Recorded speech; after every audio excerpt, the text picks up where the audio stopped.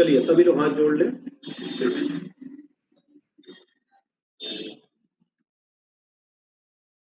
नमो अरिहंताणं नमो सिद्धाणं नमो आयरीयाणं नमो उवज्झायाणं नमो लोये सव्यसाहूणं मंगलम भगवान वीरो मंगलम गौतमो गणी मंगलम कुंद कुंदार्यो जैन धर्मोस्तु मंगलम सर्वमंगल मांगल्यम सर्वकल्याणकारिकम प्रधानम सर्वधर्माणां जैनम जयतु शासनम जैनम जयतु शासनम जैनम जयतु शासनम मोक्षमार्गस्य नेतारं भेतारं कर्मभूभृतां ज्ञातारं वैश्वतत्त्वानां वन्दे तत्गुणलब्धये। पंच परमेष्टि भगवान की जय। श्री शांतिनाथ भगवान की जय। संत शिरोमणि आचार्य गुरुवर विद्यासागर जी महाराज की जय। चलिए तो अपन तत्वार सूत्र ग्रंथराज जी का 7वां अध्याय कर रहे हैं। 7वें अध्याय में हम व्रतों की चर्चा कर रहे थे कि व्रत किसे कहते हैं और उन व्रतों की सुरक्षा के लिए 5 भावनाएं जो आचार्यों ने कही हैं, उन भावनाओं का हम स्वरूप समझ रहे थे। तो कल हमने 5 व्रतों की 5 भावनाओं 5 जो भावनाएं हैं उनका स्वरूप समझा था। चलिए एक बार पुनः हम संक्षेप में उनको समझ लेते हैं और फिर आज हम आगे पढ़ना प्रारंभ करेंगे। तो सबसे शुरू वाला जो सूत्र था उसमें ये कहा गया था कि जो 5 पाप है, हिंसा, झूठ, चोरी, कुशील और परिग्रह, इनको त्याग देना ही व्रत है। ठीक है, इनसे विरक्त हो जाना, इनको बुद्धि पूर्वक त्याग कर देना व्रत कहा गया है। फिर वो व्रत 2 प्रकार से हम अपने जीवन में धारण करते हैं, एक अणुव्रत रूप में और दूसरा महाव्रत रूप में। तो यदि हम उसका एक देश त्याग करते हैं तो वह अणुव्रत कहा जाता है, और यदि हम उसका सर्वदेश अर्थात संपूर्ण रूप से त्याग कर देते हैं तो उसे महाव्रत कहा गया है। फिर उन व्रतों की सुरक्षा के लिए, उसकी स्थिरता को अपने जीवन में बनाए रखने के लिए 5 भावनाएं बताई गई। तीसरे सूत्र में यही कहा था कि तत्स्थैर्यार्थम भावना पंच, उसकी स्थिरता के लिए 5 भावनाएं हैं। फिर क्रम से हमने 5 सूत्रों के माध्यम से उन 5 व्रतों की जो 5 भावनाएं हैं वो समझी। पहला जो व्रत था अहिंसा व्रत, उसके लिए 5 भावनाएं कही थी। वांग मनो गुप्तिर्या दान निक्षेपण समित्या लोकित पान भोजनानि पंच, अर्थात वचन गुप्ति, मनोगुप्ति, ईर्या समिति, आदान निक्षेपण समिति और आलोकित पान भोजन, ये 5 जो भावनाएं हैं अहिंसा व्रत की कही थी। कि वचन को, अपने वचनों की प्रवृत्ति को रोकना, मन की खोटी प्रवृत्तियों में जाने से रोकना, ईर्या समिति से चलना, और फिर आदान निक्षेपण वस्तुओं को उठाते और रखते समय पूरा सुरक्षा, जीव रक्षा का ध्यान रखना, और दिन के प्रकाश में शुद्ध, सात्विक और शोध का किया हुआ भोजन ही ग्रहण करना, ये 5 अहिंसा व्रत की भावनाएं कही। फिर हमने सत्य व्रत की भावना पढ़ी थी। क्रोध, लोभ, भीरुत्व, हास्य, प्रत्याख्यानानि, है ना, अनुवीची भाषणम पंच, ये 5 हमने पढ़े थे। क्रोध प्रत्याख्यान अर्थात क्रोध का त्याग कर दें, क्योंकि क्रोध में झूठ बोलता है व्यक्ति। लोभ का त्याग करना, भय का त्याग करना, हंसी मजाक करने का त्याग करना, और अनुवीची भाषण अर्थात शास्त्र की आज्ञा अनुसार, जैसा शास्त्र में कहा है उसके अनुसार ही हमें वचन बोलना चाहिए। ये सत्य व्रत की 5 भावनाएं हमने की थी। फिर अचौर्य व्रत की 5 भावनाएं हमने समझी थी। शून्यागार, विमोचितावास, परोपरोधाकरण, भैक्ष शुद्धि, सधर्मा विसंवादा पंच। तो शून्य आगार आवास अर्थात जो अचौर्य व्रत का धारी है वह शून्य आवास में निवास करे। शून्य घर में जो दूसरे के द्वारा त्यक्त हो या फिर जहाँ पे कोई नहीं रहता हो, ऐसे पर्वत की गुफा, वृक्षों की कोठरे या निर्जन स्थानों पर निवास करे। विमोचित आवास जो दूसरे मतलब निर्जन स्थान तो नहीं है, लेकिन यदि किसी ने उसको छोड़ दिया है और ऐसे छोड़े हुए घर इत्यादि में भी वह निवास कर सकता है, वह कहलाता है विमोचित आवास। फिर लिखा है पर उपरोध करण, जहां वो स्वयं रहे वहां दूसरे को आने से न रोके, नहीं तो उसमें चोरी का दोष लगता है। इसलिए जहां आप ठहरे हैं वहां दूसरे को ठहरने से नहीं रोकना। ये तीसरी भावना हुई। चौथी है भैक्ष शुद्धि, मतलब भिक्षा में भोजन ग्रहण करने में किसी प्रकार की चोरी नहीं करना। जो आपका नियम है ना, जैसे मान लीजिए कि आज नियम लिया है कि आज नमक नहीं खाएंगे और कोई नमक वाली आज मीठा नहीं खाएंगे, मान लीजिए आज हमने मीठे का त्याग कर दिया था और हमने मीठा नहीं खाना है हमको, और कोई अच्छी डिश बन गई और सामने आ गई, तो धीरे से उस भावना को भूल जाना और उसको ले लेना, ये भी चोरी हो गई एक प्रकार से। तो इस प्रकार से भिक्षा में शुद्धि रखना, और यदि हम अंतराय का पालन करते हैं तो अशुद्धि आ जाए तो उसको वहीं त्याग देना।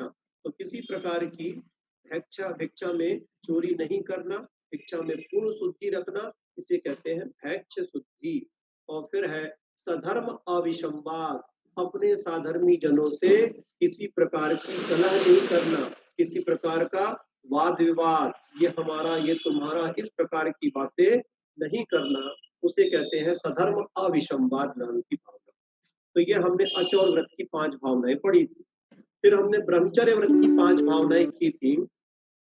स्त्री राग कथा श्रवण, तन मनोहरांग निरीक्षण, पूर्व रतानुस्मरण, विशेष्ट रस, स्व शरीर संस्कार त्यागा पंच। तो त्याग शब्द सबके साथ लगाया था। स्त्री राग कथा श्रवण त्याग, स्त्रियों में राग बढ़ाने वाली कथाओं के सुनने का त्याग करना। किसी ने कल प्रश्न नहीं किया कि यहाँ पर ब्रह्मचर्य व्रत की भावना में स्त्री शब्द ही क्यों लिखा, पुरुष क्यों नहीं लिखा, स्त्रियों के लिए क्यों कहा है, ये बताएगा मेरे को? हैंड रेस कीजिए, क्या कारण हो सकता है? अनुजय बोलिए आप। वो भैया जी जैसे आचार्य लोग लिखते हैं तो वो उन्होंने अपने हिसाब से जैसे स्त्री लिखा, हम लोग ले तो उसको पुरुष ले सकते हैं।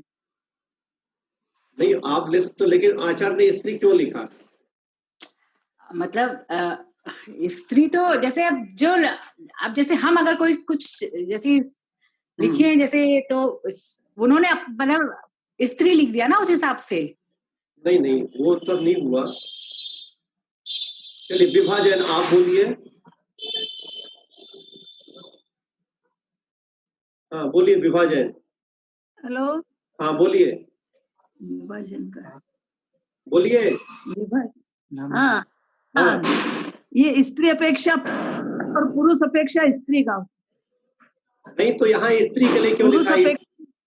वो हम लगा लेंगे, ठीक है, आप वो बोल रही हैं कि स्त्री पुरुष को लगा ले और पुरुष स्त्री को लगा ले, वो ठीक है, लेकिन यहाँ पर स्त्रियों में राग बढ़ाने की कथाओं का, उनके मनोहर अंगों को देखने का त्याग करना, ये दोनों चीजें लिखी हैं, ये तो स्त्री में ही आ रही हैं, तो स्त्रियों के लिए क्यों लिखा है? बिमला पाटनी, पुरुष मुनि बनते हैं और वही। हाँ देखिए ये जो व्रत की भावनाएं जो लिखी गई हैं, ये महाव्रती के लिए भी लिखी गई हैं, और महाव्रती तो सिर्फ मुनि ही बन सकते हैं। कारिका के लिए हम उपचार से महाव्रती कहते हैं, लेकिन वो उपचार से है, महाव्रती नहीं है वो तो अणुव्रती ही है, अभी उपचार से है। तो चूंकि ये जो भावनाएं कही जा रही हैं उत्कृष्टता की अपेक्षा से कही जा रही है, तो उत्कृष्ट दशा तो मुनि दशा है, और मुनि की अपेक्षा से ये व्रत भावनाएं उनको भी पालनी है। तो मुनि महाराज ही महाव्रती होते हैं, तो उनको भी ये भावनाएं पालनी है। तो मुनि महाराज तो पुरुष ही होते हैं, इसलिए उनके लिए ये भावना लिखी है कि स्त्रियों में राग बढ़ाने वाली कथाओं का सुनने का त्याग करना, तन मनोहरांग निरीक्षण त्याग, तो ये उस अपेक्षा से लिखी है। जितनी भी बातें लिखी जाती हैं उत्कृष्ट अपेक्षा से लिखी जाती हैं, अणुव्रतियों के लिए नहीं लिखी गई है। ये बात अलग है कि जो चीज उत्कृष्ट है तो वो अणुव्रति तो उसी मार्ग में बढ़ रहा है, तो उसको भी ये पालना ही चाहिए, क्योंकि वो छोटे रूप में पालन कर रहा है तो उसको भी पालन करना है। तो इसलिए इस अपेक्षा से कि मुनियों के लिए विशेष रूप से यहाँ पे है व्रतों को पालन करने के लिए भावना, ब्रह्मचर्य व्रत को पालन करने की भावना, इसलिए यहाँ पर स्त्री राग कथा श्रवण त्याग लिखा है। अब ये हम अलग लगा लेंगे कि जो स्त्रियां हैं वो पुरुषों के लिए लगा ले और जो पुरुष है वो स्त्रियों के लिए लगा ले।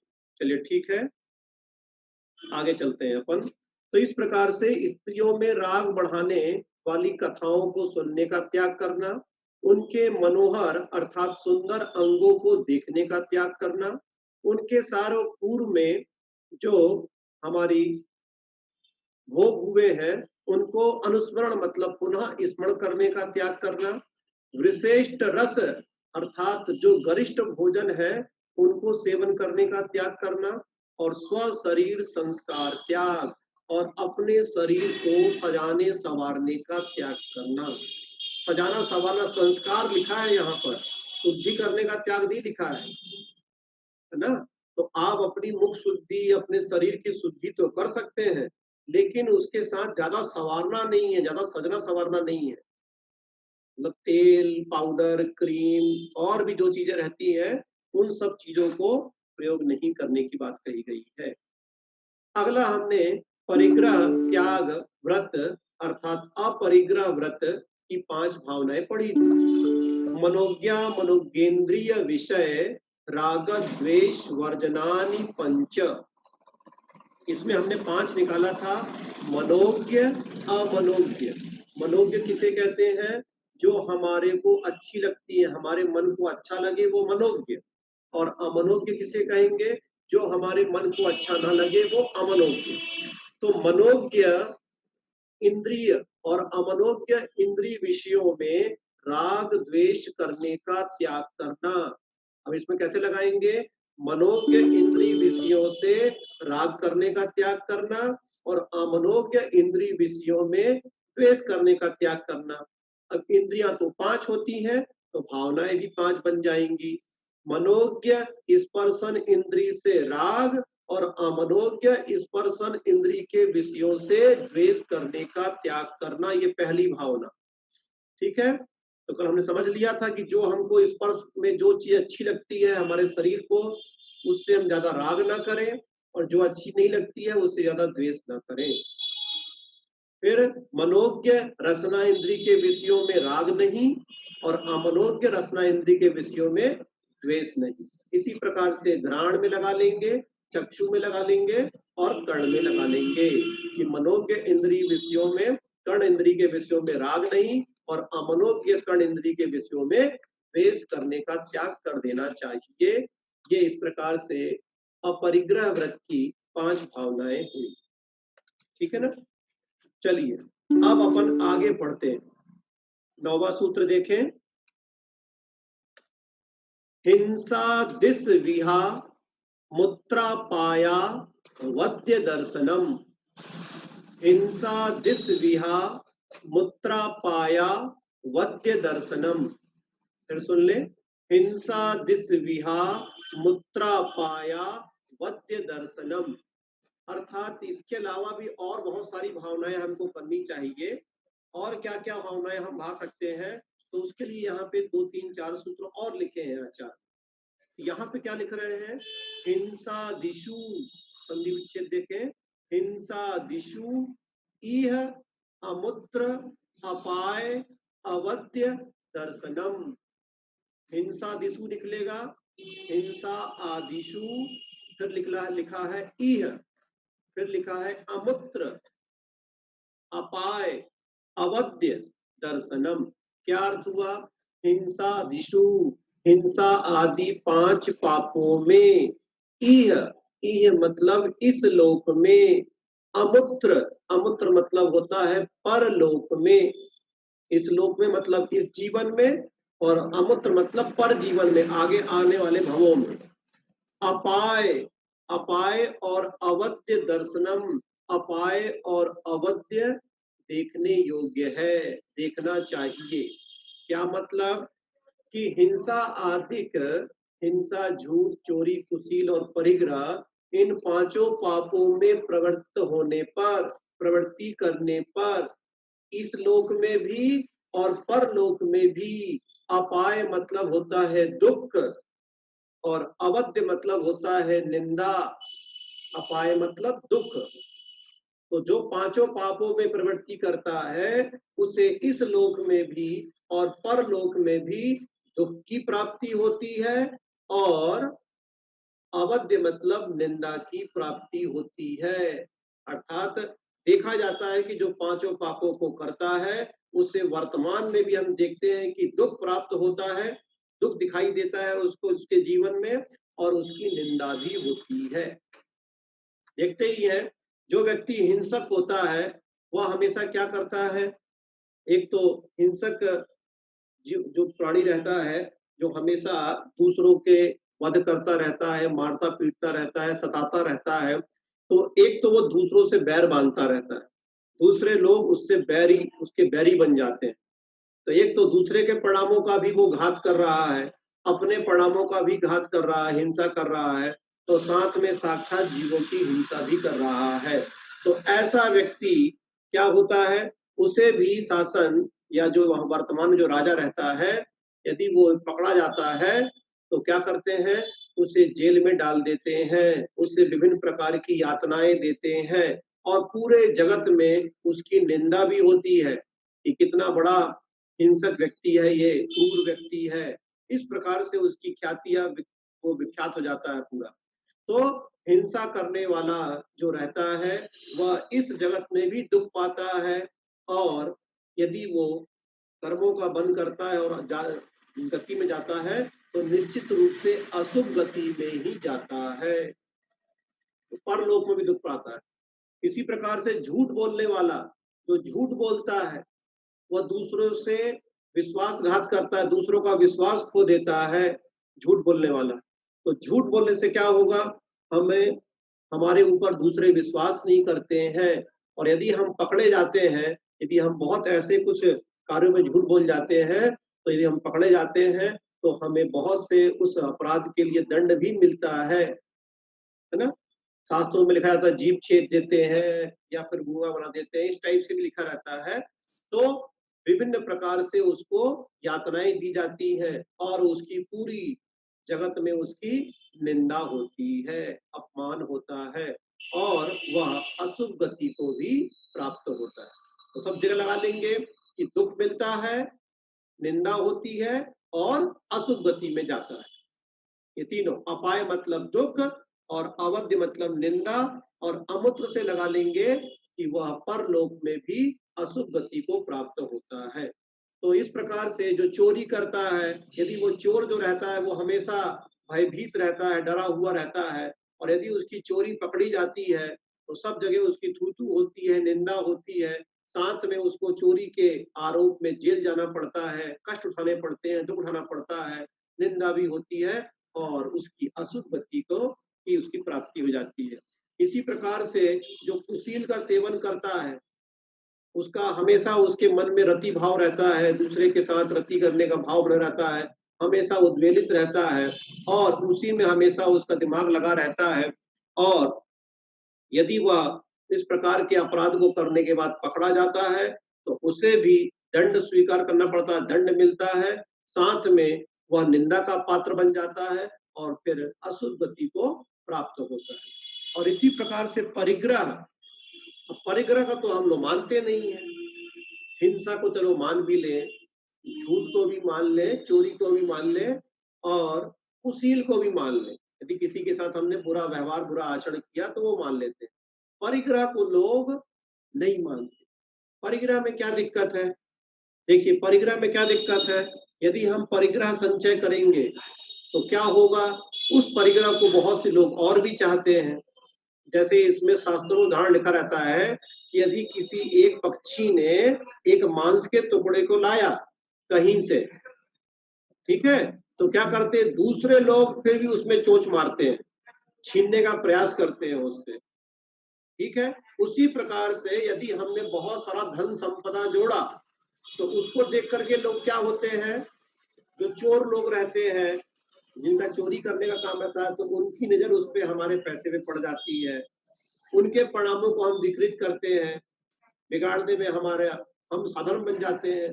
यदि हम बहुत सारा धन संपदा रखेंगे तो दूसरे के परिणाम उस धन संपदा से बिगड़ते हैं, उसके परिणाम बिगड़ेंगे, वो चोरी करेगा या कुछ भी करेगा।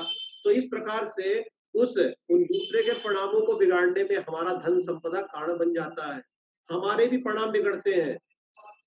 जैसे उसमें आपने इष्टोपदेश ग्रंथ में पढ़ा होगा, धन कैसा है?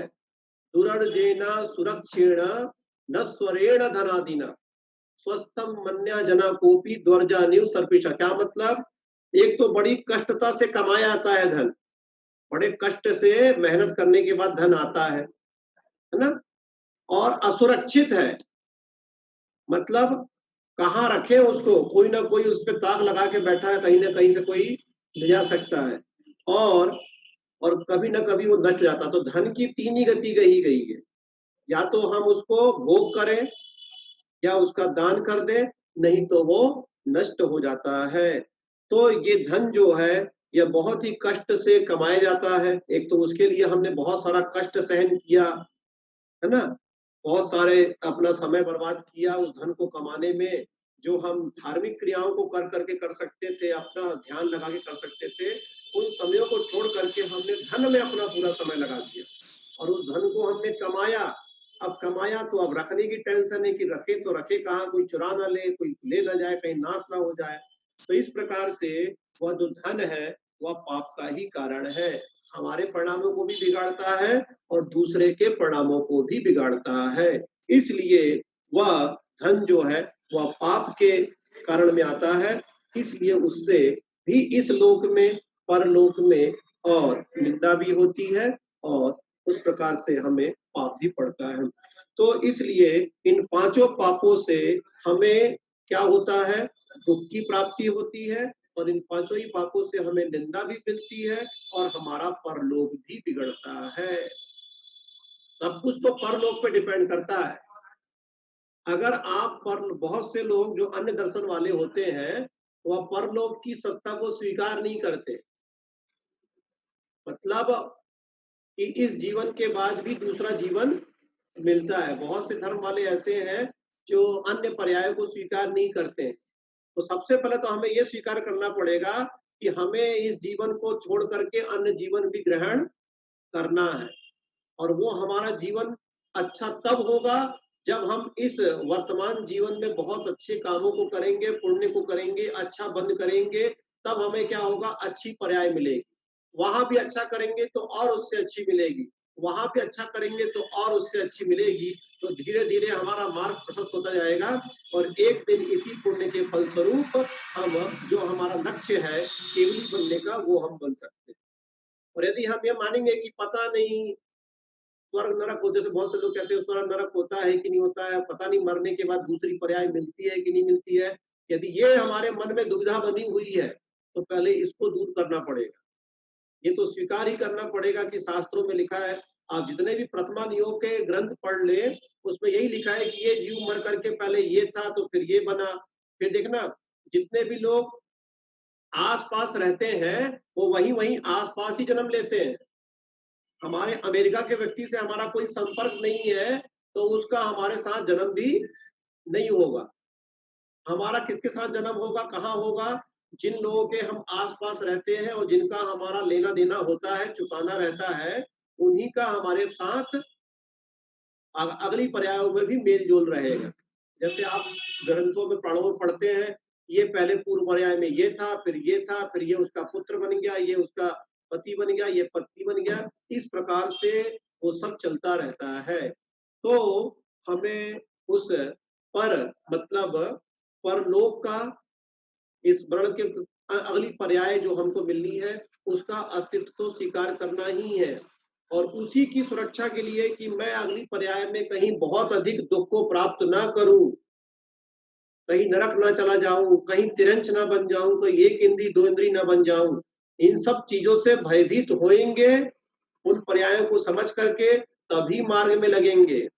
अगर हम सोच रहे हैं कि वर्तमान में तो सब कुछ है मेरे पास और मैं बढ़िया खुशी खुशी रह रहा हूँ, मुझे कोई दुख नहीं है, सब चीज है मेरे पास, और ये सोच करके और यदि हम धर्म कर्म ना करें और मस्त रहें तो पता नहीं फिर अगली पर्याय हमको क्या मिलेगी। तो थोड़ा सा इन सब चीजों को समझ करके भयभीत होना अगली पर्याय में क्या होगा इस चीज से बहुत जरूरी है, तब हम अपने आप को सुधार सकते हैं। चलिए अगला सूत्र देखें, 10वां सूत्र, उसमें क्या लिख रहे हैं आचार्य? दुख मेव वा, सरल है, दुख मेव वा, दुखम एव वा। दुख एव मतलब होता है ही, दुख ही है। जो पांचों पाप जो बताए आपको ऊपर, जिन पांचों पापों से हमें दुख और निंदा प्राप्त होती है वह दुख रूप ही है, अर्थात हिंसा आदि 5 पापों से दुख ही प्राप्त होता है। कोई ऐसा नहीं मान लेना कि इससे सुख मिलता है। जैसे बहुत से लोग बोलते हैं कि हम हिंसा करते हैं तो हमको तो कोई दुख नहीं होता है ना, मैं जब झूठ बोलता हूं तो भी हमको दुख नहीं होता। देखिए उस समय दुख नहीं होता है। जैसे ये कहा जाता है कि जैसे इसको उदाहरण भी लिखा रहता है कि धन क्या है? प्राण है। धन क्या है? प्राण। जबकि धन प्राण नहीं है। प्राण क्या है हमारे? जो हमारा भोजन है वही प्राण है। जब हम भोजन करेंगे तब हमारा प्राण सुरक्षित रहेंगे। यदि हम भोजन ही नहीं करेंगे तो प्राण कहां सुरक्षित रहेंगे? लेकिन भोजन कैसे प्राप्त होता है? धन से। भोजन किससे मिलेगा? धन से।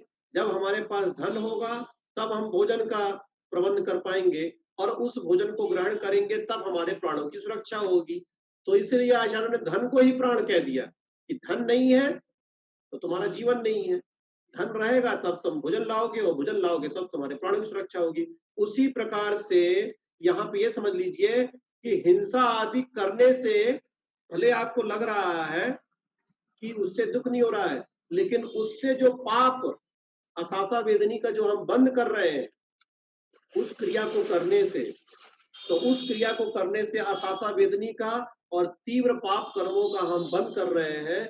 और जब उन पाप कर्मों का उदय आएगा तब हमें दुख होगा। तो करते समय तो दुख नहीं होगा, ना तो हिंसा करते समय दुख होगा, ना झूठ बोलते समय दुख होगा। करते समय, क्रिया को करते समय दुख नहीं होगा, ऐसा मत समझना। क्रिया करते समय दुख नहीं होता, उसका जब फल मिलता है तब हमें दुख होता है। तो जब आप हिंसा का फल भोगेंगे, जब आप झूठ का फल भोगेंगे, जब आप चोरी का फल भोगेंगे, जब आप कुशील का फल भोगेंगे और जब आप परिग्रह संचय का फल भोगेंगे, जब वो आपके जीवन में उदय में आएगा तब वह दुख रूप ही उदय में आएगा। ये यहाँ लिखा है कि जो हिंसा आदि 5 पाप है उनका जब उदय आपको मिलेगा उसके फल का, तो वो आपको दुख रूप ही मिलेगा, सुख रूप नहीं मिलेगा। तो करने वाले को मत देखिए कि अभी वो कर रहा है तो उसको कुछ नहीं मिल रहा, लेकिन जब उसका उदय में आएगा तब वह दुख रूप ही उदय में आएगा। चोरी करने वाला 1 चोरी कर लेता है, 2 कर लेता है, 10 कर लेता है, 100 कर लेता है, लेकिन जब पकड़ा जाता है तब उसको पूरा एक साथ उसको फल प्राप्त होता है। तो वही चीज है कि जो ये 5 पाप हैं यह दुख रूप ही है, इनसे दुख ही प्राप्त होता है। चलिए अब आगे चलते हैं, और क्या क्या भावनाएं हमको भानी चाहिए। तो इसके लिए व्रती को और भी अन्य भावनाओं को अपने जीवन में भाना चाहिए। उसके लिए यहाँ पर 11वां सूत्र आचार्य लिख रहे हैं। देखिए ध्यान से, मैत्री प्रमोद कारुण्य माध्यस्थ्यानि च सत्वगुणाधिक क्लिश्यमाना विनयेषु। फिर देख ले, मैत्री प्रमोद कारुण्य माध्यस्थ्यानि च सत्वगुणाधिक क्लिश्यमाना विनयेषु। पूरा सूत्र सुन ले, मैत्री प्रमोद कारुण्य माध्यस्थ्यानि च सत्वगुणाधिक क्लिश्यमाना विनयेषु। क्या है अर्थ में? अर्थ देखिए इसका, मैत्री प्रमोद कारुण्य और माध्यस्थ्यानि, माध्यस्थ भाव, च सत्व गुणाधिक क्लिश्यमान और अविनयेषु। तो जो शुरू के 4 शब्द हैं उनको बाद के 4 शब्दों के साथ उनका मेल बिठाना है। कैसे? मैत्री के साथ मेल करना है आपका सत्व का, मैत्री सत्व, प्रमोद गुणाधिक, कारुण्य क्लिश्यमान और माध्यस्थ अविनयेषु। ये एक एक का ऐसे संबंध उठाना है। तो क्या मतलब हुआ? सत्व मतलब होता है जीव, जितने भी संसार के जीव हैं उनको यहाँ पर लिया गया है, उनको सत्व कहा गया है। सांसारिक जीवों को सत्व कहते हैं। तो सत्व मतलब सांसारिक जीवों के प्रति मैत्री, मतलब मित्रता का भाव रखना, मतलब जितने भी संसारी जीव हैं उनके साथ मित्रता जैसा व्यवहार करना। जैसे हम अपने मित्र के साथ बहुत अच्छा व्यवहार रखते हैं, उसी प्रकार सभी संसारी प्राणियों के साथ हमें मित्रतावत व्यवहार करना चाहिए। सभी को अपना समझना चाहिए का मतलब। फिर लिखा है गुणाधिक, जो हमसे गुणों में अधिक है। हमको लग रहा है कि ये व्यक्ति हमसे गुणशाली है, गुणों में अधिक है, पूज्य है, ये हमसे ज्यादा जानता है, तो ऐसे गुणाधिक जो हमसे गुणों में अधिक है उनको, उनसे मिल करके, उनको देख करके अंदर में हर्ष का भाव आना, हर्ष का भाव आना चाहिए। जैसे हम अपने पूज्य मुनिवरों को देखते हैं तो कैसा भाव आना चाहिए हमारे अंदर में? हर्ष का भाव, हमसे कितने अधिक बड़े हैं, कितने गुणवान हैं, महाव्रती हैं।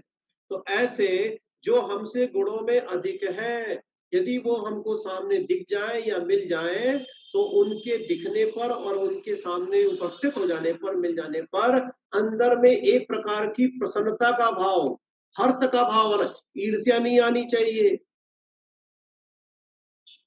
उनसे द्वेष नहीं करना है, ईर्ष्या नहीं करना, अंदर में एक प्रकार का आनंद उमड़ना चाहिए। ठीक है? तो हर्ष का भाव आना, इसे कहते हैं प्रमोद भाव। फिर लिखा है क्लिश्यमान, क्लिश मतलब कष्ट, दुख। तो जो दुख से पीड़ित है, कष्ट से पीड़ित है, ऐसे संसारी जीवों को देख करके करुणा का भाव आना चाहिए। यदि कोई दुखों के फल को भोग रहा है और बहुत पीड़ा में है, कष्ट में है, तो उसके कष्ट को देख करके हमारे अंदर में उसके प्रति करुणा जागृत होनी चाहिए, पीड़ा होनी चाहिए। तो इसे कहते हैं करुणा भाव। और फिर लिखा है माध्यस्थ भाव। माध्यस्थ भाव किनके प्रति? जो अविनयी है। अविनयी मतलब जो किसी की विनय नहीं करते, किसी की बात नहीं मानते, किसी की सुनते नहीं है, हठी है, लाख समझाएं तो भी नहीं मानते, प्रमाण दे रहे हैं, सब कुछ दे रहे हैं, फिर भी अपनी अपनी चलाते हैं, मानते नहीं है, समझते नहीं है। ऐसे व्यक्तियों के प्रति क्या रखना? माध्यस्थ भाव रखना।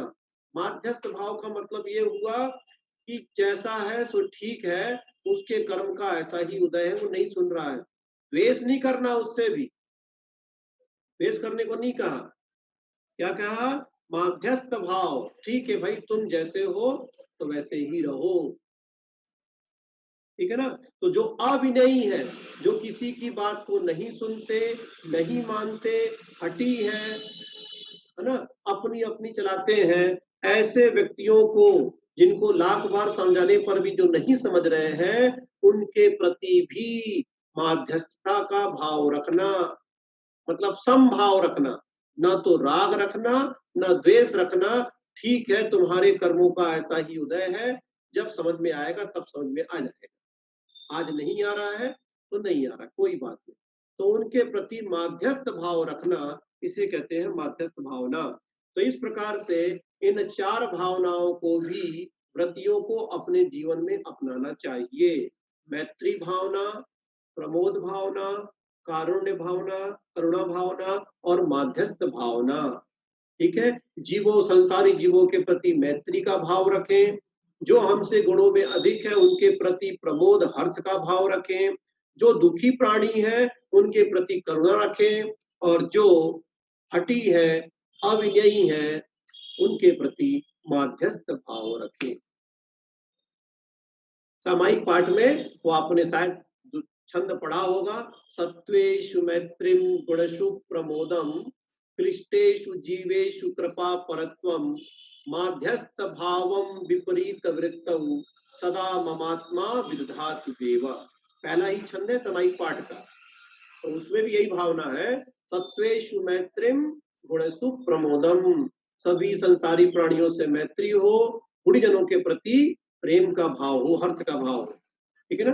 तो वो ये सत्वेषु मैत्रीम गुणशु प्रमोदम, क्लिष्टेषु जीवेषु कृपा परत्वम, क्लिष्ट जीवों पर कृपा का भाव रखे, क्लिष्टेषु जीवेषु कृपा प्रवत्तम, माध्यस्थ भावम विपरीत वृत्तौ, जो विपरीत वृत्ति वाले हैं, उल्टे चलने वाले हैं, उनके प्रति माध्यस्थ भाव रखे। तो ऐसी है भगवान मेरी ऐसी भावना, इस 4 प्रकार की भावना इन संसारी जीवों के प्रति बने। तो इस प्रकार से यहाँ पर व्रतियों के लिए यह 4 प्रकार की भावना बताई गई। आ गया अगर आप समझ में? चलिए तो अब आगे चलते हैं, अगला सूत्र देखें। अगले सूत्र में भी 2 प्रकार के भावना या 2 प्रकार की चिंतन करने के लिए यहाँ पे कहा जा रहा है। देखें सूत्र को, जगत काय स्वभाव वा संवेग वैराग्यार्थम। फिर सुन ले एक बार, जगत काय स्वभाव वा संवेग वैराग्यार्थम, जगत काय स्वभाव वा संवेग वैराग्यार्थम। क्या कह रहे हैं? जगत काय स्वभाव, जो लिखा हुआ है द्विवचन में, तो क्या बन गया? जगत के स्वभाव का और काय के स्वभाव का, 2 चीजें हो गई। तो जगत मतलब होता है संसार, तो संसार के स्वभाव को और काया मतलब शरीर के स्वभाव को चिंतन करना चाहिए। किस लिए? संवेग वैराग्यार्थम, संवेग और वैराग्य के लिए, संवेग और वैराग्य की प्राप्ति के लिए इन दोनों स्वभावों का चिंतन करना चाहिए। इसको भी क्रम से लगाएंगे। कैसे क्रम से लगाएंगे? जगत के स्वभाव का क्या करना चाहिए? संवेग के लिए चिंतन करना चाहिए, और शरीर के स्वभाव का चिंतन वैराग्य के लिए करना चाहिए। संवेग कब आएगा? संवेग मतलब होता है भयभीत होना। तो भय जानते कब आएगा? अभी हम जो कुछ भी अपना जीवन जी रहे हैं, ठीक है, वो 2 कारणों से जी रहे हैं। इन 2 कारणों से, पहला कारण है कि हमको हमारा शरीर बहुत अच्छा लग रहा है, ये पहला कारण है कि हमको हमारा शरीर बहुत अच्छा लगता है, उसके लिए जी रहे हैं, और हमको ये संसार बहुत अच्छा लगता है, इसलिए जी रहे हैं।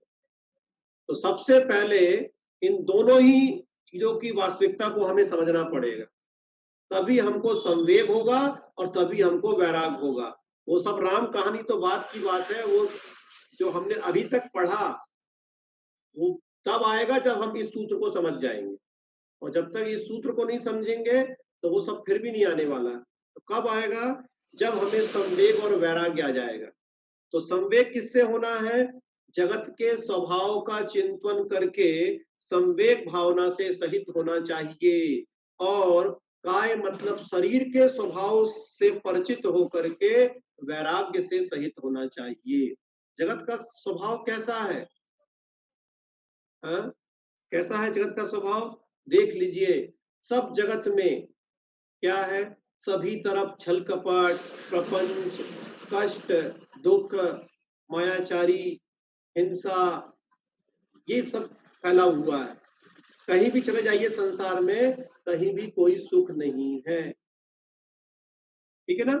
कोई भी ऐसा संसार में कहा जाता ना, उसमें आता है दोहा, कोई तन दुखी कोई मन दुखी कोई धन दुखी दिखे, संसार में सुख सर्वदा काहू के ना दिखे।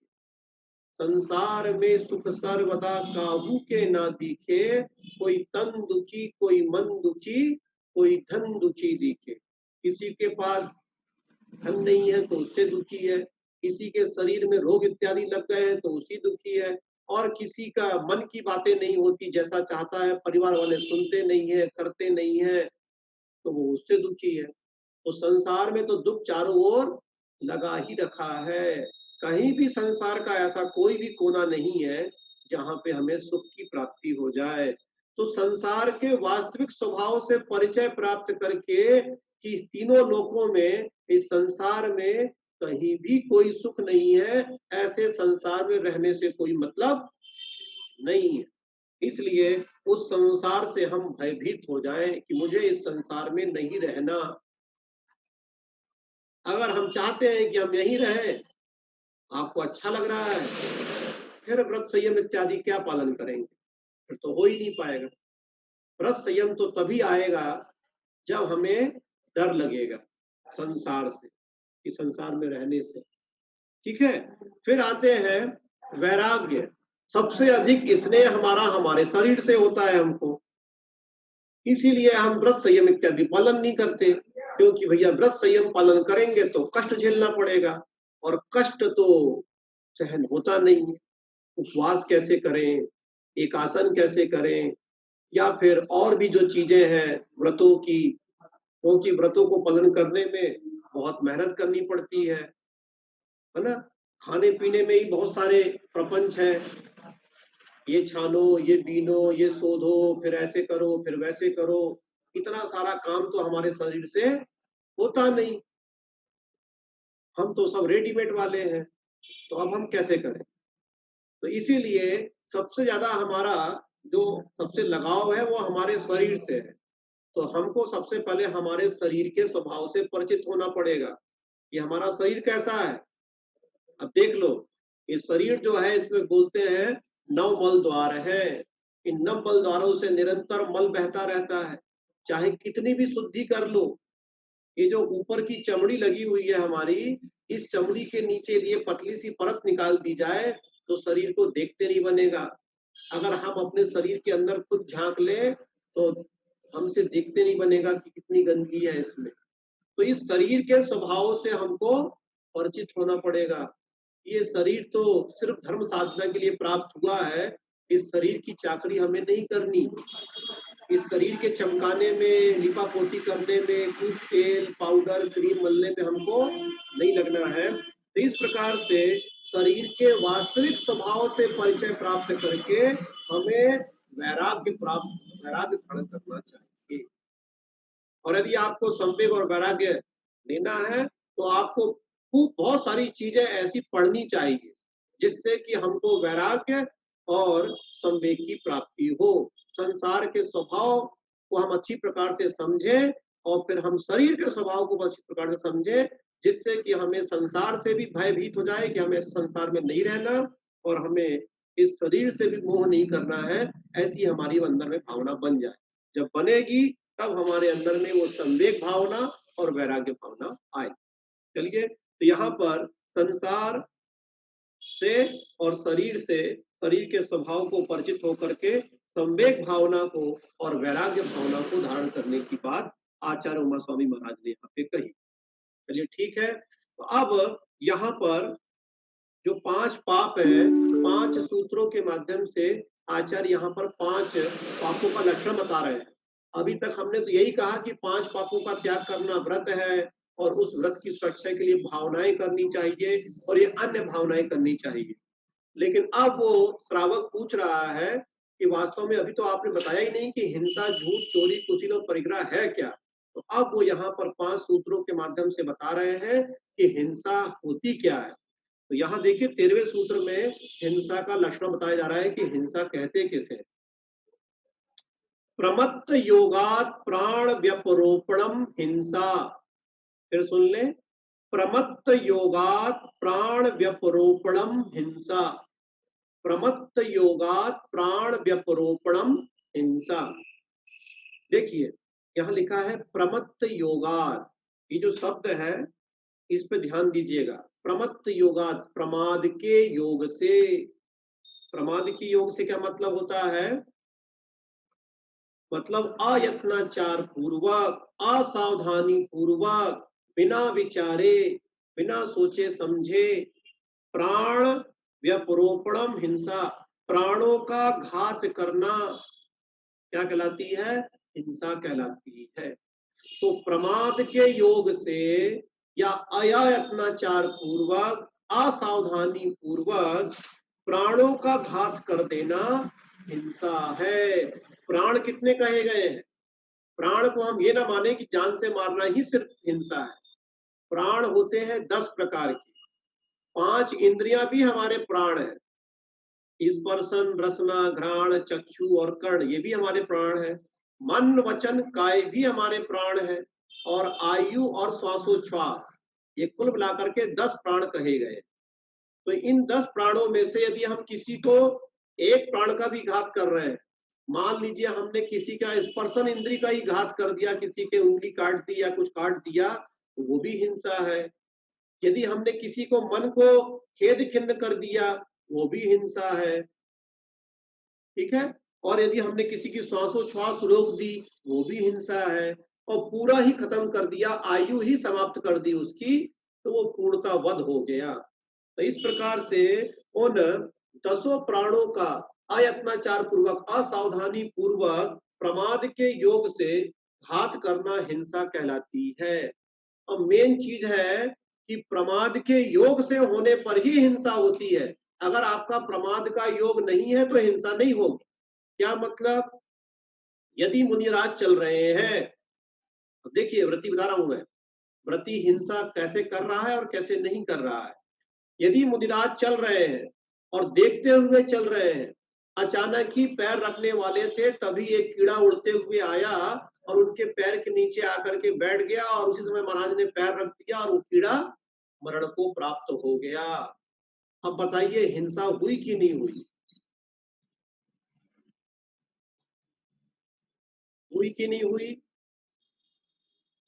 हिंसा तो हुई, वो तो मर गया, लेकिन उनको पाप नहीं लगा। उसका वो मरण को प्राप्त हुआ, लेकिन वहां पर हिंसा उनको नहीं लगी। उसका जीवन का घात हो गया, वो बात अलग है, लेकिन वो हिंसा नहीं कहलाएगी। क्यों नहीं कहलाएगी? क्योंकि उनका प्रमत्त योग नहीं था, वो असावधानी पूर्वक नहीं चल रहे थे, वो पूर्णतः सावधानी से चल रहे थे। उन्होंने जगह को देख करके ही अपना पैर बढ़ाया था, लेकिन अचानक कोई जीव आकर के उनके पैर के नीचे मरण को प्राप्त हो गया, लेकिन उनको रंच मात्र भी उस हिंसा का पाप नहीं लगा। क्यों नहीं लगा? क्योंकि उनकी पूर्णतः जीव रक्षा करने की भावना थी।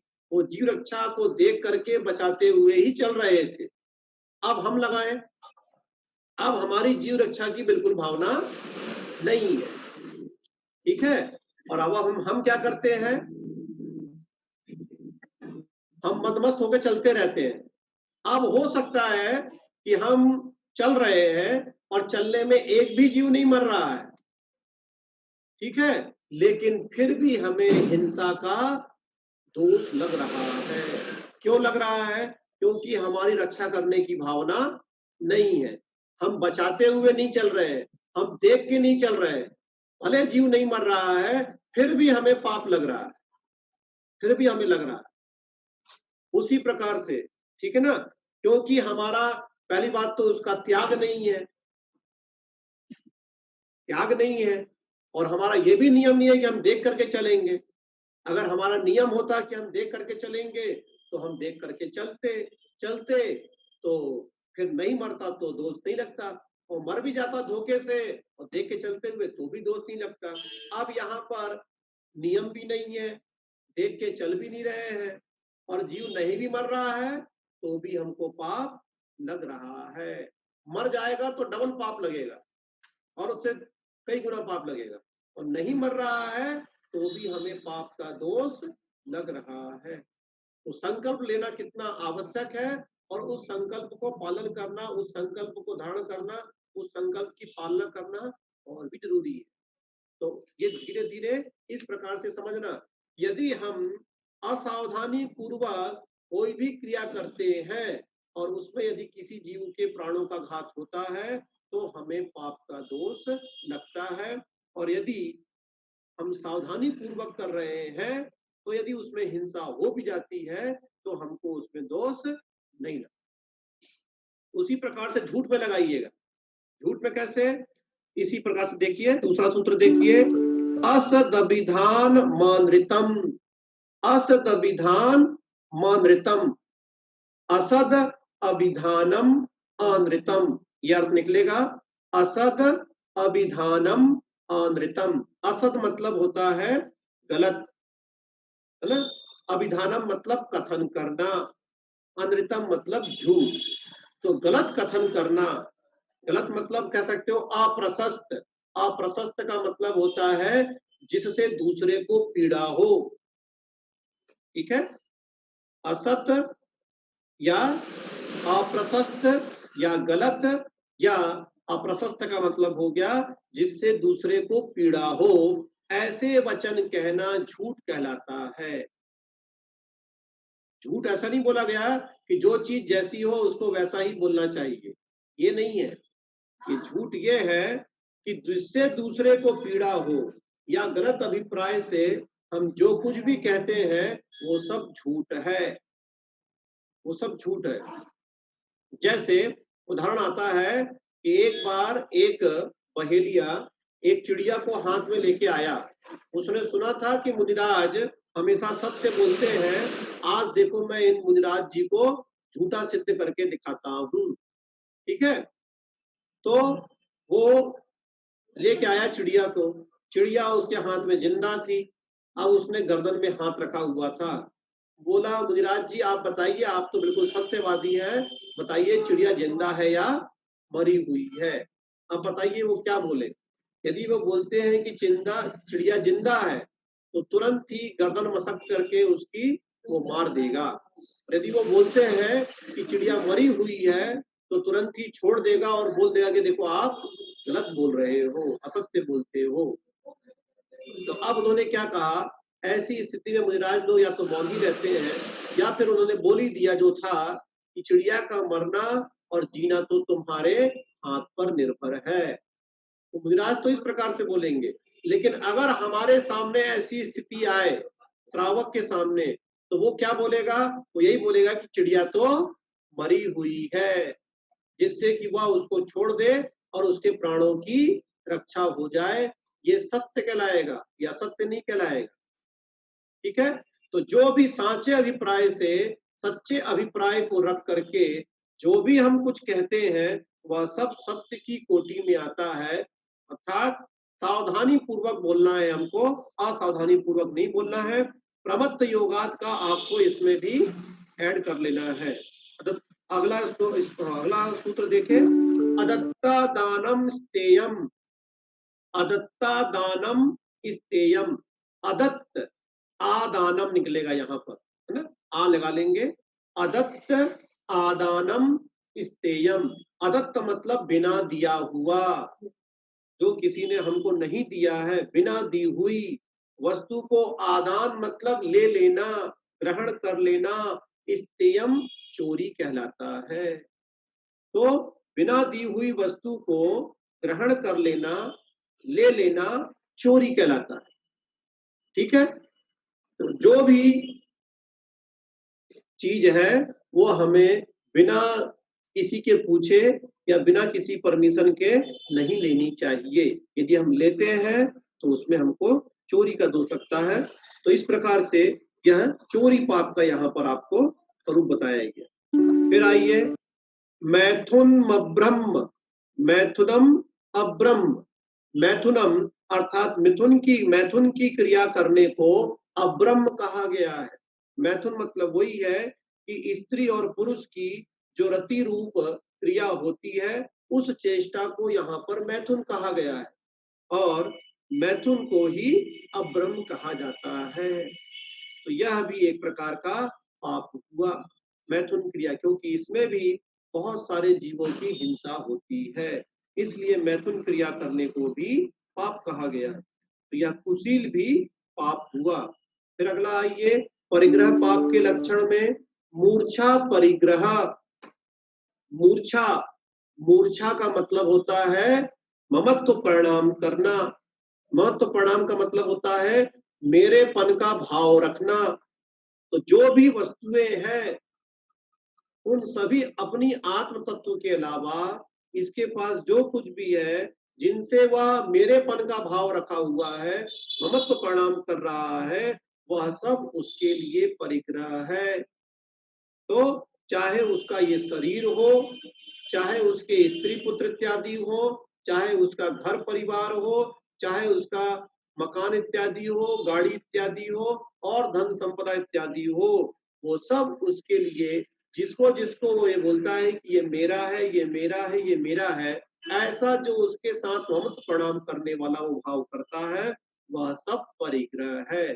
तो ऐसा ममत्व प्रणाम करना भी क्या है? पाप है। तो इस प्रकार से यहाँ पर हमने इन पांचों पापों की यहाँ पर परिभाषा समझी।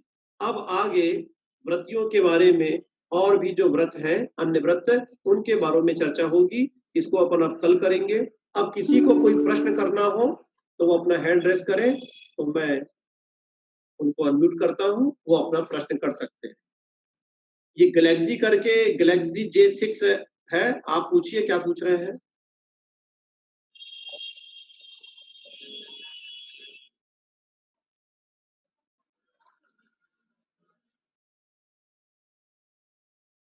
चलिए, ये सिल्वी जैन।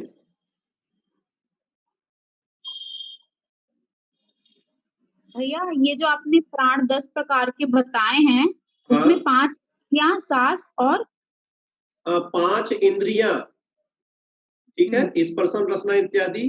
फिर मन वचन काय, अच्छा मन वचन काय और श्वासोच्छ्वास और आयु, है ना। मन वचन काय में मनोबल, काय बल और वचन बल ये आते हैं। मन बल, वचन बल, काय बल और श्वासोच्छ्वास और आयु, इस प्रकार से 10 प्राण होते हैं। ठीक है, ठीक है भैया जी। हाँ हाँ जी। तनीषा जैन, आप पूछिए। भैया जी ये 15 श्लोक हम वापिस से बताइएगा तो। क्या चीज? मूर्छा परिग्रह। मूर्छा परिग्रह, मूर्छा मतलब होता है ममत्व परिणाम करना। वस्तुओं के प्रति ममत्व परिणाम करने को परिग्रह कहा गया है। वस्तुओं का रखना परिग्रह नहीं है, वस्तुओं को रखने के साथ यदि हमारा उसके प्रति ममत्व परिणाम है तो वह परिग्रह।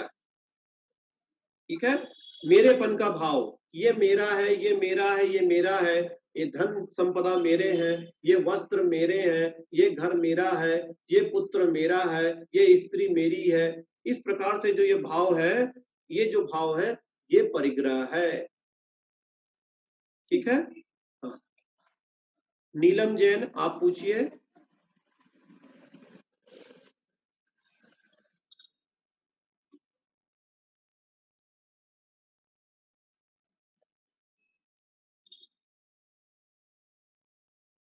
भैया जी आवाज आ रही है?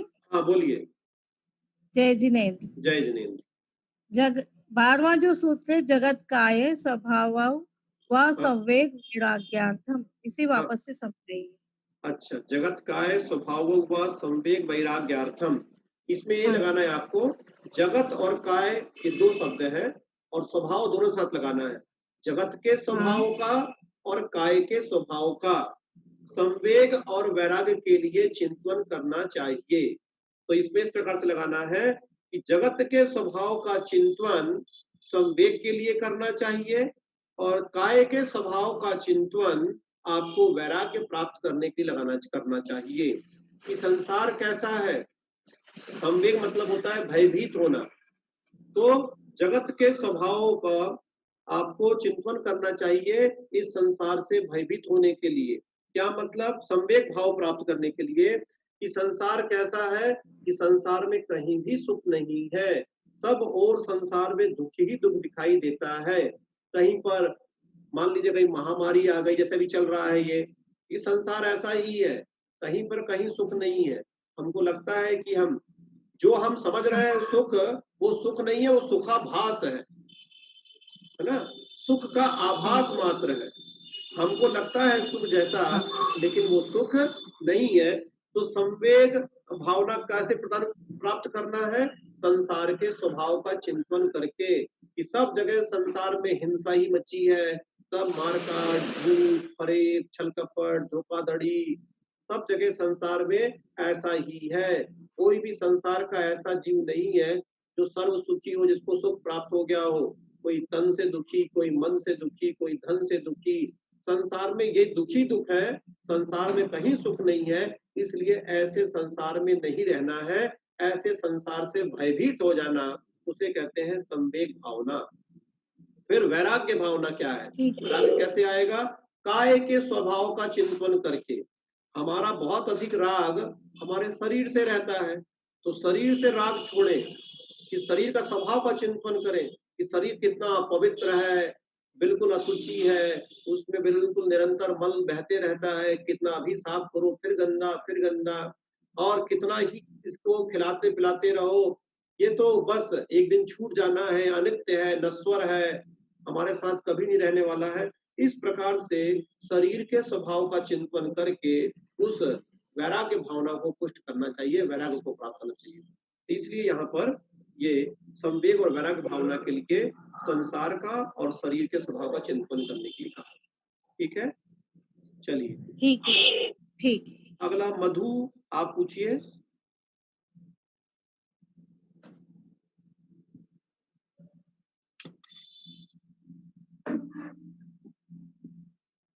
हाँ,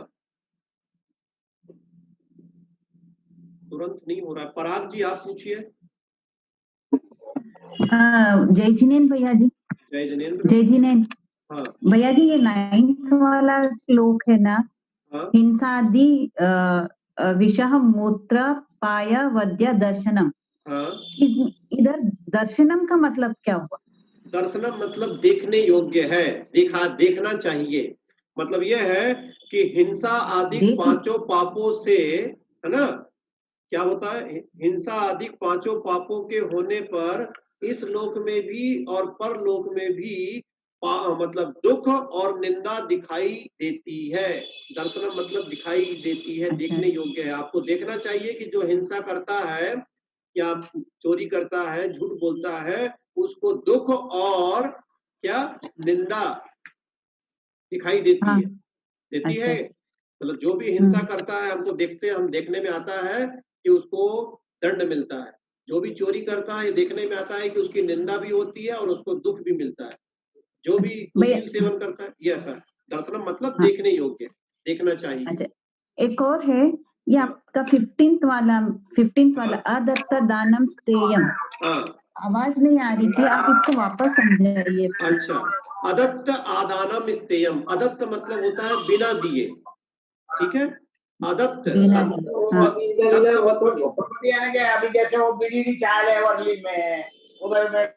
दत्त मतलब होता है देना, और अदत्त मतलब बिना दिए। तो बिना दिए आदानम, आदान मतलब ले लेना, ग्रहण कर लेना, स्तेयम मतलब चोरी कहलाता है। तो बिना दिए किसी की वस्तु को ग्रहण कर लेना चोरी है, जो हमारी नहीं है। और यदि हम उस वस्तु को बिना पूछे, बिना किसी के दिए उस वस्तु को ले लेते हैं, तो वह चोरी कहलाती है। ठीक है, चलिए अगला खुशबू जैन आप पूछिए। जय जनेन। मेरा प्रश्न ये है कि जैसे अभी आप बता रहे हैं कि हर जगह संसारी दुख से डरना चाहिए, भय रखना चाहिए। तो अगर हम अगली पर्याय का भय रख करके और धर्म करेंगे, तो वो चीज परिग्रह में भी आएगी और चिंता में भी आ जाएगी। परिग्रह में कैसे आएगी? भाई जैसे हम उस चीज के लिए बहुत भय रख रहे हैं, मतलब जैसे कोई चीज हम सामान इकट्ठा करते हैं तो अपने भविष्य को सोच के रखते हैं, तभी तो हम इतना परिग्रह करके रखते हैं। सेम हम अपने अगले भाव के लिए हम अभी से ही अपना मतलब हमारे धर्म करने का रीजन ये हो गया कि हम अपने अगले भाव को सुधारना चाहते हैं, मतलब अगले भाव के लिए स्टोर करना में धर्म, हाँ बिल्कुल ऐसा कुछ। बिल्कुल बिल्कुल वो ही करना है, वो गलत नहीं है वो। देखिए तो वो फिर अब मैं बता रहा हूँ, देखिए तो आप फिर वो चिंता और चिंतन जैसे, हाँ चिंता और वो भय उसको नहीं कहते हैं। देखिए अभी जो आप अपना जो जोड़ रही, जो बोल रही थी आप वर्तमान में कि हम अपने भविष्य को सुधारने के लिए सामानों को जोड़ के रख रहे हैं, है ना, जो हम परिग्रह जोड़ते हैं या धन संपदा जोड़ते हैं जिससे हमारा भविष्य सुरक्षित रहे। लेकिन उससे हमारा भविष्य सुरक्षित हो जाएगा, क्या हो जाएगा, हमारा शरीर सुरक्षित होगा। क्या सुरक्षित होगा उससे? सिर्फ हमारा शरीर, हमारी ये पर्याय, यही सुरक्षित होगा ना। भी हम पैसा रहेगा तो हमारे पास हम भविष्य में खा पी पाएंगे, अच्छे से रह पाएंगे, अपने बच्चे हमारे अच्छे से रह पाएंगे, यही रहेगा, हमें कोई दिक्कत नहीं होगी, कष्ट नहीं होगा, ये। लेकिन हम अपनी आत्मा के बारे में चिंतन नहीं कर रहे हैं, है ना, कि हमको इसका भी कोई भरोसा नहीं है। जो हम सोच रहे हैं वो भी हमारा मतलब 100% सोच सही नहीं है कि हमारी पैसा से हम सुरक्षित रह ही जाएंगे। अब मान लीजिए जो भी चल रहा है, अब वो पैसा क्या कर लेगा उसमें? अगर कोई ऐसी बीमारी हमें पकड़ लेती है, अब लाख पैसा खर्च कर लो तो भी नहीं ठीक होने वाले हैं वो तो वो तो बस एक स्तर तक ठीक है कि हम कर रहे हैं जिससे कि चलो ठीक है, जो नहीं है तो यही सही। लेकिन फिर भी वो त्रैकालिक सत्य तो नहीं है कि हम पैसा जोड़ लेंगे तो हम सुरक्षित ही रह जाए, कभी भी कुछ भी हो सकता है। वो तो इसमें बेसिक क्वेश्चन मेरा ये है, जैसे मालूम मुझसे छोटे मेरे अब आप भाई ये बोल बहन रही हैं। अब आप ये बोल रही हैं कि धर्म को भी डर करके क्यों करें? नहीं, अगर मैं अपने छोटे भाई बहनों को बोलूं कि लो चलो भाई धर्म करो, तो वो यही बोलेंगे ना कि क्यों करो, तो अगला जन्म सुधारना है, तो वो बोलेंगे कि अगले, तो वो चीज उनकी नहीं समझ आएगी ना कि क्यों, मतलब ऐसा, तो वैसा हो जाता है ना वो कि इतनी डर, फिर उनको बोलूंगा मैं बता रहा हूँ कि अगर इतनी आसानी से वो समझ में आ जाती तो फिर तो सब लोग ही कर लेते। वो जो अगली पर्याय वाली बात है, वो अगली पर्याय वाली बात बहुत समझना बहुत जरूरी है कि हम केवल इस जीवन के लिए ही नहीं आए हैं, हमने बहुत अनादिकाल से बहुत सारे जीवन हमने जिए हैं और हमको आगे भी सफर करना है ना, हमको आगे भी बहुत सारी पर्यायों को धारण करना है। और हमने बहुत सारा पुण्य किया था कि हमको मनुष्य पर्याय मिली है, और हो सकता है यदि हम और अच्छा काम ना करें इस पर्याय में तो हमको नीच पर्यायों में जाना पड़ सकता है। तो इसलिए आगे पर्याय में हम और अच्छे बने और अच्छे हमको साधन प्राप्त हो और अच्छा हम धर्म करें और अपनी आत्मा को शुद्ध बनाए, पवित्र बनाए। इसके लिए हमें जो संसार की चीजें हैं उससे तो भयभीत होना ही पड़ेगा। अगर हम भयभीत नहीं होंगे, डरेंगे, तो कोई भी काम होता है डर से ही होता है। हर काम, दुनिया का जो भय शब्द है, ये 2 अक्षर का शब्द बहुत छोटा शब्द लगता है हमको, लेकिन जितने भी काम होते हैं सब भय से ही होते हैं। बिना भय के इस संसार में एक काम भी नहीं होता। व्रत भी कोई लेता है तो भयभीत होकर के ही लेता है। व्रत क्यों ले रहा है? कि उसको उस चीज से भयभीत हो गया है कि भैया ये तो बहुत खराब चीज है, इसको नहीं करना चाहिए, हिंसा करूंगा तो दुख प्राप्त करूंगा, तो वो भयभीत होकर ले रहा है। तो हर चीज हम जो भय कह लो, अनुशासन कह लो, नियम कह लो, कानून कह लो, मतलब वही है। ठीक है, आज यदि कोई बच्चा भी है तो वो भयभीत है, यदि मैं नहीं पढ़ूंगा तो फेल हो जाऊंगा, है ना, तो ही वो पढ़ रहा है, नहीं तो वो पढ़े नहीं। या फिर मैं अगर नहीं पढ़ूंगा तो मैं होशियार नहीं बन पाऊंगा तो सब मेरे को मूर्ख समझेंगे, इसलिए भी पढ़ सकता है, तो उसका भी भय है। तो किसी ना किसी चीज का हर आदमी को भय रहता ही है, बिना भय के कोई आगे नहीं बढ़ेगा, तो भय तो बना ही हुआ। तो इसीलिए धर्म कार्य में हमको आगे बढ़ने के लिए हमको वास्तविक भय से समझना पड़ेगा कि संसार तो दुख का कारण है, इसलिए उस संसार में रहने से कोई मतलब नहीं है। इसलिए इसका मार्ग यही है कि हम उस संसार को छोड़ करके जो हमारे लिए केवली भगवान बनने का मार्ग बताया गया है, मोक्ष का मार्ग जो बताया गया है, उसको अपनाएं। और उसके लिए जो कहा गया है कि इन सब चीजों को छोड़ें, इससे मुक्त हो, इससे अपने आप को दूर करें, तब जाकर के हम उस मार्ग को प्राप्त कर पाएंगे। तो भय तो रखना ही पड़ेगा कि हमें अगर हमारी आगे पर्याय बिगड़ जाएगी तो फिर हम धर्म कैसे करेंगे। मान लीजिए नरक चले गए या फिर एक इंद्री 2 इंद्री बन गए तो फिर क्या होगा हमारा, तो भय तो करना ही पड़ेगा। और अभी हम आयु कर्म का समझेंगे कि आयु कर्म कब बनती है। हो सकता है पूरा जीवन हमने धर्म काम किया हो और जब आयु बनने का समय आया तब हमारा परिणाम बिगड़ गया, है ना। हो सकता है कि पूरे जीवन कर्म तो धर्म करते रहे और जब आयु बनने का समय आया तभी किसी के ऊपर गुस्सा कर रहे थे, किसी को मार रहे थे, पीट रहे थे, उस समय आयु बन गई और नरक आयु बन गई और फिर हम नरक चले गए और वहां सागरों पर्यंत दुखों को झेल रहे हैं। जितना भी पुण्य माना था वो क्षेत्र काल के उदय से, क्षेत्र भाव स्थान के हिसाब से पाप रूप में उदय में आता है।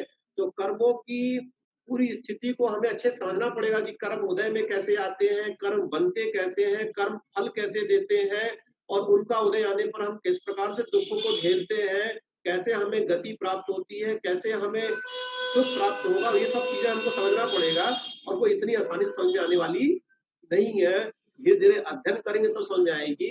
बच्चों को बस यही बोल सकते हैं कि हमें दूसरी पर्याय भी लेनी है और हमें जो वर्तमान पर्याय मिली है ये बहुत अधिक हमारे पूर्व जन्मों के किए हुए पुण्य के फल से मिली है और यदि हम अच्छे कामों को नहीं करेंगे तो हमें आगामी खराब पर्याय प्राप्त हो जाएगी और हमको दुख झेलना पड़ेगा। इसलिए हमें अच्छे काम करने चाहिए। इतना ही बोल सकते हैं अभी तो फिर बिना पढ़े बिना अध्ययन किए नहीं हो पाएगा वो। और भयभीत तो होना ही पड़ेगा संसार की वास्तविकता से, संसार जैसा है। चलिए टाइम हो रहा है अपना, एक प्रश्न मैं और ले लेता हूँ। ये तनीषा आप पूछिए। मेरा हो गया। हो गया है आपका ना, अच्छा चलिए। तो अब बबीता जैन आप बोलिए।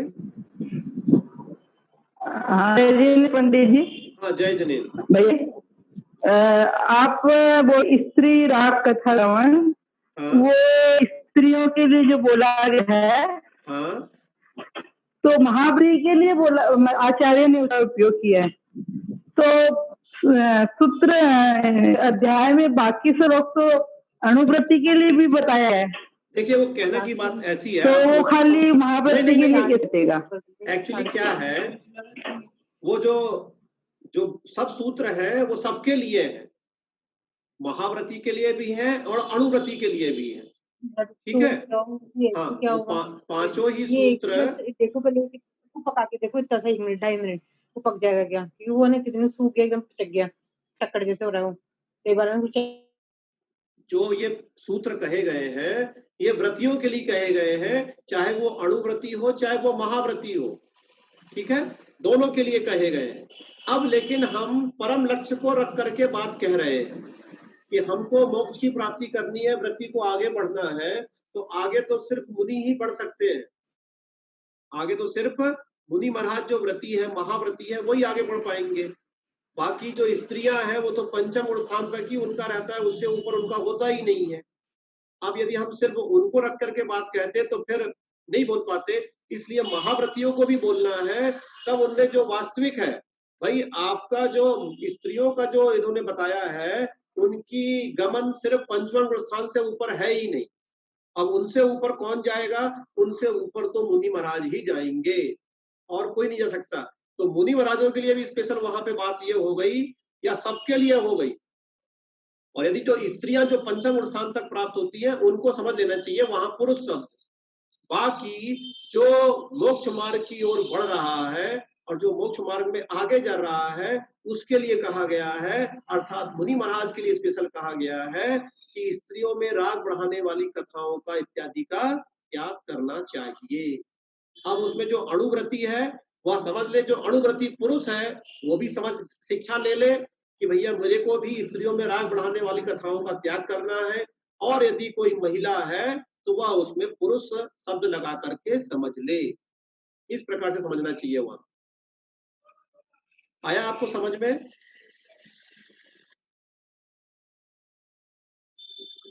चलिए तो आज की क्लास अपन यही समाप्त करते हैं, हो गया अपना समय। बाकी के जिनको प्रश्न है वो अपन कल पूछ लेंगे, कल कर जावाणी का स्तुति करेंगे। जावाणी के ज्ञान से सूझे लोकालोक, तो वाणी मस्तक नवो सदा देत हो ढो। हे जिन वाणी भारती तो ही जपो दिन रैन, जो तेरा शरणा गहे सो पावे सुख चैन। 9 वर्ण।